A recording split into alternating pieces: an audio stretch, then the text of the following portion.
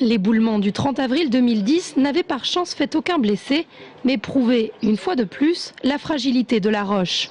Suite à l'incident, un nouveau confortement des parois avait été réalisé, financé à 40% par les fonds Barnier, des fonds de prévention des risques naturels majeurs, attribués aux collectivités par la direction départementale des territoires et à 60% par la mairie.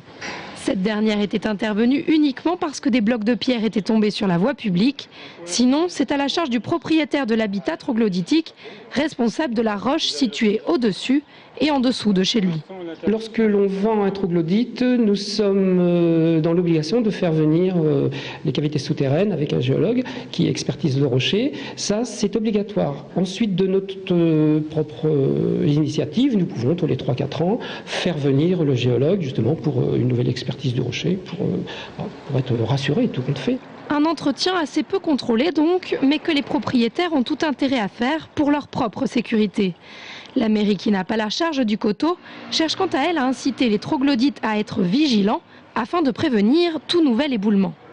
Dans la continuité de là où il y a eu l'éboulement, on vient de demander un diagnostic à cavité 37 et on a informé les riverains qu'il serait bon qu'ils fassent quelques travaux de purge, voire de petits confortements pour faire un peu de préventif. Mais c'est la seule chose qu'on puisse faire.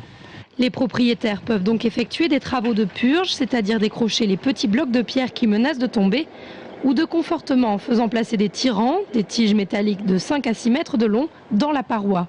Des mesures préventives loin d'être inutiles puisque le département est à la fois réputé pour son nombre important d'habitats troglodytiques et pour son exposition particulière au mouvement de terrain, chercher l'erreur.